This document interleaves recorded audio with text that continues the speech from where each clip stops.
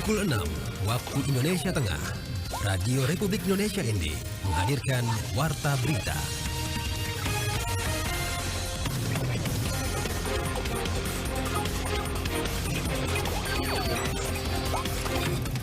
Saudara, selamat pagi. Anda mendengarkan Warta Berita edisi Kamis 1 Agustus 2024. Sari berita, capaian vaksin polio di kabupaten sudah mencapai 80,7%.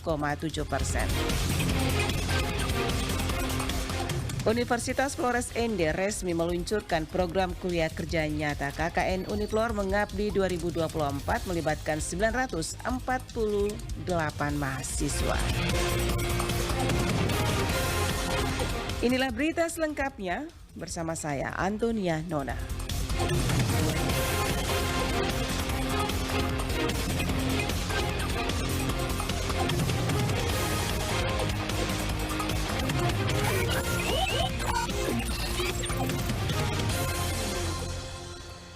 Kami sampaikan berita pertama, Dinas Kesehatan Dinkes Kabupaten ND menargetkan capaian Pekan Imunisasi Nasional atau PIN Polio bagi anak usia 0-7 tahun sesuai target sebesar 95% dengan sasaran 35.602 anak. Saat ini sudah mencapai 80,7% atau 28.702 anak. Laporan Rovinus Vula. Untuk mencapai target pemberian vaksin polio tersebut, Dinas Kesehatan menyisir sekolah-sekolah seperti PAUD, TK, dan SD di seluruh wilayah Kabupaten ND. Kepala Dinas Kesehatan Kabupaten ND, Dr. Aries Dwi Lestari, melalui Kepala Bidang Pencegahan dan Pengendalian Penyakit, Maria Agustina P. Tondong, mengatakan pelaksanaan PIN polio dilakukan secara serentak di seluruh kabupaten kota sewilayah Provinsi NTT. Dampak dari kejadian luar biasa polio di 7 provinsi di Indonesia, sehingga WHO menginstruksikan untuk melakukan PIN polio di semua provinsi di Indonesia. Sementara untuk Provinsi NTT masuk dalam tahap 2, dilaksanakan 2 putaran untuk tahap pertama mulai dari tanggal 23 Juli sampai 3 Agustus 2024. Ia menjelaskan dari tanggal 23 sampai 29 Juli pelaksanaan vaksin polio, kemudian tanggal 30 Juli sampai 3 Agustus pelaksanaan sweeping dari rumah ke rumah untuk mengecek langsung keluarga yang mempunyai anak usia 0-7 tahun yang belum menerima vaksin polio. Sedangkan untuk tahap kedua, vaksin polio dilaksanakan pada tanggal 6 sampai 17 Agustus 2024. Berjalan sampai dengan tanggal 3 itu selesai putaran 1. Nanti putaran 2 itu tanggal 6 sampai dengan 17 Agustus. Anak yang sama itu mendapat 2 dosis di putaran 1 dosis 2 tetes, di putaran 2 1 dosis 2 tetes. Dengan sasaran tadi anak umur 0 sampai dengan 7 tahun 11 bulan 29 hari. Diharapkan juga media bantu juga untuk menyuarakan supaya mengingatkan Bapak Ibu yang mempunyai anak 0 sampai dengan 7 tahun sampai dengan 11 bulan 29 hari jika belum mendapatkan polio putaran 1 agar segera ke puskesmas atau posyandu terdekat untuk mendapatkan imunisasi PIN polio. Maria Agustina mengungkapkan capaian vaksin polio sesuai data hingga 30 Juli 2024 untuk Kabupaten ND dari target 95% dengan sasaran 35.602 anak. Saat ini sudah 28.702 anak sudah melaksanakan vaksin atau 80,7%. Dan berharap untuk putaran pertama bisa mencapai 95%. Maria Agustina mengharapkan media juga membantu untuk menyuarakan sehingga mengingatkan orang tua yang mempunyai anak 0-7 tahun jika belum mendapatkan pelayanan vaksin polio putaran pertama untuk segera mendatangi puskesmas atau posyandu terdekat untuk mendapat PIN polio karena pemberian vaksin polio sangat penting untuk mencegah penyakit polio atau mencegah lumpuh layu. RRI ND Rovinus Vula melaporkan. Universitas Flores ND Uniflor resmi meluncurkan program kuliah kerja nyata KKN Uniflor Mengabdi 2024 yang melibatkan 948 mahasiswa. Laporan Lady Badin. Universitas Flores ND secara resmi meluncurkan program kuliah kerja nyata KKN Uniflor Mengabdi 2024 yang melibatkan 948 mahasiswa dimulai sejak hari ini 1 Agustus hingga 31 Agustus 2024. Kepala P3 KKN Uniflor Mengabdi 2024 Anselmus Mema MPD menjelaskan bahwa KKN tahun ini memiliki pendekatan yang berbeda dari tahun-tahun sebelumnya. Dijelaskan Anselmus, pada KKN tahun 2024 ini para mahasiswa akan terjun langsung ke lapangan di 20 kecamatan dan 42 desa kelurahan di Kabupaten ND untuk mengidentifikasi masalah di desa-desa dan mencari solusi konkret bersama masyarakat. Hal ini merupakan bentuk bukti nyata komitmen Uniflor untuk meningkatkan dampak sosial yang positif dari program KKN. Jadi maksud dari KKN Uniflor Mengabdi ini adalah jadi mahasiswa kita fokuskan setelah mereka turun nanti ke lapangan, mereka tidak saja nanti mereka bergabung, bekerja, atau mereka melakukan hal-hal aktivitas yang notabene seperti yang mereka lakukan.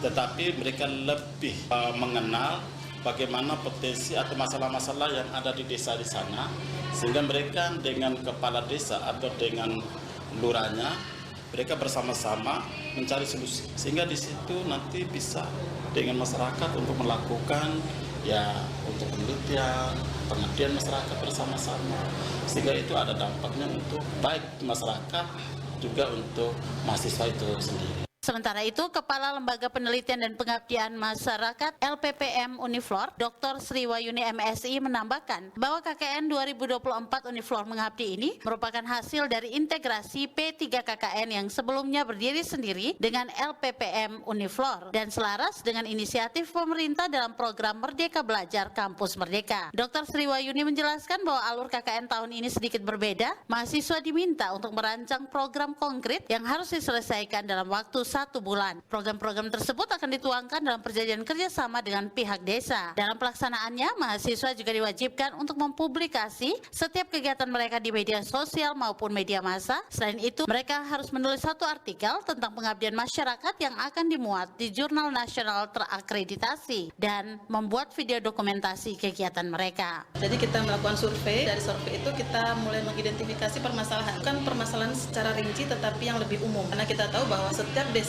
itu bukan hanya satu permasalahan, ada beberapa. Dalam waktu 3 hari atau 4 hari di lapangan, mereka sudah punya program utama yang nanti akan disepakati oleh pihak desa, sehingga nanti akan ada pembagian peran antara mahasiswa KKN dengan pihak desa, dan itu akan dituangkan dalam perjanjian. Harapannya adalah KKN ini menjadi pionir awal untuk mendapatkan satu proposal besar yang nanti akan digarap oleh teman-teman dosen pendamping lapangan. Artinya KKN itu tidak hanya berhenti di 1 bulan, tetapi kami berharap juga kami bisa mendapat satu proposal besar yang nanti bisa kita garap selama 1 tahun atau 3 tahun, dan ini akan diajukan ke Kementerian Ristekdikti. Dr. Sri Wayuni menekankan bahwa penilaian dalam KKN tahun ini tidak hanya berfokus pada program utama, tetapi juga melibatkan penilaian terhadap program insidentil dan program orang tua asuh yang mengasah soft skill dan hard skill mahasiswa. Program KKN Uniflor Mengabdi 2024 ini diharapkan dapat memberikan kontribusi positif bagi masyarakat serta membekali mahasiswa dengan pengalaman berharga dalam pengabdian masyarakat dan penelitian. RRI ND Lady Badin melaporkan. Rumah Tahanan Negara Rutan Kelas 2B Bajawa menggelar penggeledahan gabungan menyisir blok tahanan melibatkan berbagai unsur aparat penegak hukum pada hari Selasa 30 Juli 2024. Laporan Suimam. Kepala Rutan Bajawa Pri Anggoro Agung Wibowo kepada RRI Rabu 31 Juli 2024 menuturkan penggeledahan gabungan ini dalam rangka memperingati Hari Pengayoman ke-79 dan memenuhi amanat Instruksi Presiden Nomor 2 Tahun 2020 tentang Rencana Aksi Nasional Pencegahan dan Pemberantasan Penyalahgunaan dan Peredaran Gelap Narkotika dan Prekursor Narkotika. Dijelaskan, kegiatan ini merupakan tindak lanjut dari instruksi PLT Dirjen Pas yang menekankan menekankan pentingnya kerjasama antara lembaga-lembaga terkait dalam upaya menjaga keamanan dan ketertiban di dalam lapas dan rutan. Dikatakan Agung Wibowo, kegiatan penggeledahan dilaksanakan secara insidentil dengan melibatkan berbagai unsur aparat penegak hukum, yakni dari Polres Ngada dan Kodim 1625 Ngada. Kami menggeledah seluruh kamar WBP dan kamar tahanan. Dengan hasil tadi sudah kita tunjukkan dan kita perlihatkan semua hasil penggeledahan. Lalu hasil penggeledahan itu semua kami musnahkan dalam bentuk dibakar, dan yang tidak bisa dibakar akan kami bawa keluar, nanti akan kami tanam di dalam tanah tapi tidak di sekitar lingkungan Rutan Bajawa. Itu nanti akan jauh dari lingkungan Rutan Bajawa. Ia melanjutkan, dalam pelaksanaan penggeledahan juga dilakukan tes urin kepada 15 orang tahanan dan 15 orang narapidana yang dilakukan oleh perawat klinik Rutan Bajawa untuk melihat bagaimana hasil dari urin tersebut. Kami ambil sampel dari masing-masing kamar untuk dites urin dan alhamdulillah hasilnya semua adalah negatif. Ditambahkan, dengan langkah-langkah yang diambil dalam penggeledahan gabungan ini, diharapkan keamanan dan ketertiban di rutan dapat terjaga dengan baik, serta upaya pencegahan terhadap penyalahgunaan narkoba semakin efektif. Kemenparekraf, Baparekraf berharap pembangunan Taman Parapuar dapat menjadikan Labuan Bajo sebagai destinasi wisata unggulan di Indonesia selain Bali. Hal tersebut dikatakan Adiatama Kepariwisataan dan Ekonomi Kreatif, alih utama Kementerian Pariwisata dan Ekonomi Kreatif, Badan Pariwisata dan Ekonomi Kreatif, Kemenparekraf, Baparekraf, Niscaya, Senin 28 Juli 2024 dalam The Weekly Brief with Sandi Uno. Laporan Verada Garus. Hal tersebut dikatakan Adiatama Kepariwisataan dan Ekonomi Kreatif, ahli utama Kementerian Pariwisata dan Ekonomi Kreatif, Nia Niscaya. Dia mengatakan Labuan Bajo kini telah menjadi salah satu destinasi pilihan wisatawan, baik wisatawan Nusantara maupun wisatawan mancanegara ke Indonesia. Adapun salah satu wisata baru yakni Taman Parapuar. Taman ini juga menyusung konsep wisata alam di dalam hutan, sehingga Taman Parapuar bisa menjadi destinasi wisata alternatif di Labuan Bajo menjelang uji coba penerapan penutupan berkala dan sistem buka tutup di Taman Nasional Komodo pada tahun 2025. Mengenai rencana hal yang lain yang baru Parapuar yang akan dilakukan groundbreaking, dan ini mungkin menjadi salah satu daya tarik juga nih ketika kita ke Labuan Bajo. Jadi ini sesuatu yang sedang dikembangkan secara terpadu, holistik dan berkelanjutan. Ini sebuah tempat di Taman Nasional atau kawasan hutan Ngorang Bowosi. Ia mengatakan dalam kurun waktu Januari hingga Juli 2024, volume pencarian Labuan Bajo ini telah mendekati angka tahun sebelumnya. Pada tahun 2023, volume pencarian Labuan Bajo sepanjang Januari hingga Desember sebesar 4.899.240 pencarian. Pada tahun ini tercatat 5 besar negara yang banyak melakukan pencarian terkait Labuan Bajo, yakni Singapura, China, Malaysia, Hong Kong, dan Australia. Kalau kita lihat data pencarian dari tahun ini yang hanya baru 6 bulan itu sudah hampir 7 bulan ya, sudah hampir mendekati pencarian selama setahun. Jadi ini bisa kita push untuk Labuan Bajo, dan semoga dengan atraksi yang baru akan nambah, betul-betul akan terjadi konversi dari pencarian sampai kepada kedatangan. Nia menambahkan hal ini menunjukkan bahwa Labuan Bajo sudah semakin dicari dan diminati. Lanjut dia, Taman Parapuar sendiri lokasinya sangat strategis di pusat kota Labuan Bajo. Wisatawan hanya membutuhkan waktu 5 menit dari Bandara Internasional Komodo dan 7 menit dari kawasan Marina Waterfront. RRIND Veranda Garus melaporkan.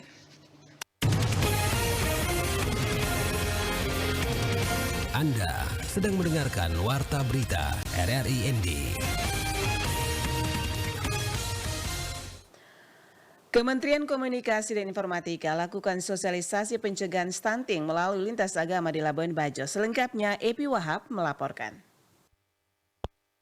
Kementerian Komunikasi dan Informasi menggandeng pemerintah Kabupaten Manggarai Barat, Nusa Tenggara Timur melakukan kegiatan sosialisasi pencegahan stunting melalui forum lintas agama yang bertempat di Aula Sekda Kantor Bupati Manggarai Barat. Dirjen Informasi dan Komunikasi Publik Kementerian Komunikasi Republik Indonesia, Usman Kansong, mengatakan penanganan stunting merupakan persoalan serius yang melibatkan semua pihak dan tokoh agama menjadi salah satu komponen penting dalam mensosialisasikan stunting melalui mimbar agama. Ya, peran pemuka agama ini sangat penting. Jadi kita dalam mencegah stunting itu ada metode pentahelix. Pentahelix itu ada 8 sektor yang ikut serta di dalam pencegahan stunting. Ada pemerintah, ada perguruan tinggi, ada kementerian dan lembaga lain, ada pakar. Nah, ada yang namanya KOL, Key Opinion Leader. Nah, tokoh agama itu masuk dalam jajaran Key Opinion Leader. Jadi dia yang bisa membentuk opini. Dengan ayat-ayat, kitab suci misalnya, dia bisa mengajak masyarakat untuk bersama-sama mencegah stunting. Dia juga mengatakan saat ini NTT berada di posisi kedua setelah Provinsi Papua Barat dengan tingginya angka stunting yang mencapai 37% dari angka nasional sebesar 21%. Posisi kedua ini yang pertama di tahun ini karena adanya lahir provinsi baru. Kalau tidak ada provinsi baru di Papua, NTT itu juara 1. NTT 37%.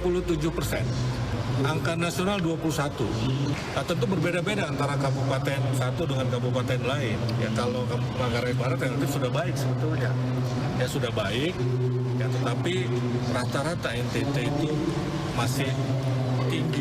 Di kesempatan yang sama, Sekretaris Daerah Kabupaten Manggarai Barat, Franciscus Salesodo, mengatakan dari data EPPGBN cenderung menurun di mana pada Agustus 2022 presentasi stunting di angka 15,9% dan Juni 2024 di angka 11,8%. Sedangkan dari data SSGI pada 3 tahun terakhir masih cukup tinggi, yaitu 38,5% di 2021 dan 36,2% di 2023. Terdapat perbedaan di antara keduanya terjadi karena populasi pada EPPGM adalah balita dengan sampel balita yang ditimbang atau yang diukur. Sedangkan populasi pada SSGI adalah rumah tangga balita dengan sampel rumah tangga balita yang terpilih dengan metode statistik. Jadi ini ada 2 metodologi, ada 2 perspektif yang kemudian hasilnya berbeda.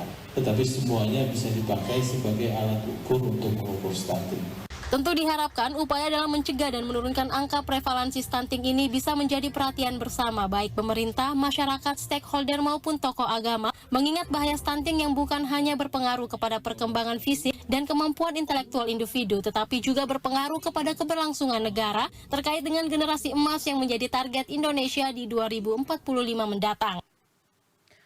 Kabupaten Nagekeo memiliki wisata pantai yang layak dikunjungi. Salah satu pantai yang memiliki pasir putih dengan suasana alam pedesaan yang menyejukkan adalah Pantai Enagera di Desa Wolotelu, Kecamatan Mauponggo. Selengkapnya Ferry Soo melaporkan. Pantai indah ini berada di Desa Wolotelu, Kecamatan Mauponggo, memiliki ciri khas dengan paduan suasana alam pedesaan yang memancarkan keunikannya tersendiri. Memiliki air laut yang jernih dan kawasan pantai yang sangat luas, tempat ini wajib dikunjungi dan cocok dijadikan sebagai tempat rekreasi bagi Anda yang ingin menikmati dan memandang alam yang begitu eksotis. Hamparan pasir putih yang terbentang akan memanjakan mata pengunjung yang datang, serta pepohonan yang rimbun di sekitar pantai membuat udara terasa sejuk. Ombak yang terhempas ke pantai akan terdengar seperti gemuruh yang sangat keras menciptakan suara-suara alam yang menggelora. Pada sisi barat terdapat tebing batu yang sangat terlihat seperti goa yang menjadi pelindung dari sengatan terik matahari. Menariknya, wisatawan bisa menikmati pemandangan alam berupa persawahan dan eksotisme Gunung Abu Lobo dari pinggir pantai. Olivia, salah seorang pengunjung, mengatakan Pantai Enagera masih sangat natural, sejuk dan bersih. Dirinya mengharapkan agar keaslian dan kebersihan pantai ini tetap dijaga dan tidak dirusak. Yang begitu bersih, jernih, kemudian yang kedua lautnya juga masih bersih, dan yang ketiga tentunya alam yang mendukung. Kita lihat vegetasi yang berada di sekitar ini begitu sangat natural. Selain keindahan alamnya, pengunjung atau wisatawan juga bisa menikmati berbagai kuliner khas yang ada di kawasan Pantai Enagera. Di sekitar lokasi pantai terdapat berbagai macam makanan khas lokal seperti jagung bakar, pisang bakar, serta air kelapa muda, daging gurita ikan bakar, dan jajanan lainnya yang dijajakan oleh penduduk setempat dengan harga yang terjangkau tentunya. Untuk menuju pantai ini memakan waktu sekitar 2 hingga 3 jam menggunakan sepeda motor jika berangkat dari Kota Mbai, ibu kota Kabupaten Nagekeo. RRI Ende Feriso melaporkan. Berita terakhir, remaja Masjid Kabupaten Sika adakan turnamen Remas Cup 1 tahun 2024. Laporan Nikolaus Makumeli. Adapun perhelatan turnamen tersebut digelar di Stadion Gelora Samador Maumere, Kabupaten Sika. Kepada RRI, Arfis, salah satu panitia pelaksana turnamen remaja Masjid Cup 1 tahun 2024 menuturkan, pelaksanaan turnamen Remas Cup 1 memiliki tujuan yakni mempererat tali silaturahmi antara remaja masjid se-Kabupaten Sika serta dalam rangka memperingati Tahun Baru Hijriah beberapa waktu lalu. Jadi saya sampaikan ini merupakan turnamen Remas yang pertama karena ini merupakan salah satu program kerja yang digaungkan oleh Remas Kabupaten Sika. Jadi kita kan baru buat turnamen ini untuk pertama kalinya. Kemudian tujuan dilaksanakan turnamen ini kita untuk mempererat tali silaturahmi antara remaja masjid se-Kabupaten Sika. Dan ini dalam rangka memperingati Tahun Baru Islam kemarin. Adapun pelaksanaan turnamen remaja Masjid Cup 1 se-Kabupaten Sika tersebut merupakan salah satu program kerja Remas Kabupaten Sika yang baru dibentuk pada bulan Oktober tahun 2023. Lanjut Arfis, bahwa tim remaja masjid yang turut pada perhelatan turnamen tersebut berjumlah 15 tim yang berasal dari beberapa wilayah di Kabupaten Sika. Kemarin itu jumlah tim yang daftar itu sebanyak 15 tim. Yang daftar itu merupakan Remas-Remas Kabupaten Sika, yang dimana paling jauh itu diikuti oleh Remas DT, kemudian Remas Margajong, itu di Pulau Sukun, dan Remas-Remas lainnya. Dirinya juga menjelaskan bahwa pada saat ini telah memasuki babak perempat final. Ditambahkan Arfis, pada perhelatan remaja Masjid Cup 1 tahun 2024, se-Kabupaten Sika, Idris Bole Gemeyanta dipercayakan oleh panitia pelaksana turnamen sebagai pengawas pertandingan. Arfis berharap kiranya turnamen remaja Masjid Cup 1 se-Kabupaten Sika tahun 2024 tersebut selain dapat mempererat persaudaraan di antara remaja masjid, juga dapat mengembangkan minat dan bakat khususnya di bidang olahraga sepak bola. Harapannya ke depan, semoga Remas Kabupaten Sika ini bisa mempererat tali silaturahmi antara remaja masjid yang ada di Kabupaten Sika, dan bila perlu silaturahmi ke Remas di luar Kabupaten Sika, ya sederetan Flores ya, mungkin di Ende atau di Lembata atau dimanapun itu. Kemudian semoga kegiatan-kegiatan ke depannya itu bisa lebih sukses lagi. RRI Ende, Nikolaus Makumeli melaporkan. Saudara, sekian Warta Berita RRI Ende edisi Kamis 1 Agustus 2024. Saya Antonia Nona mengucapkan terima kasih. Selamat pagi.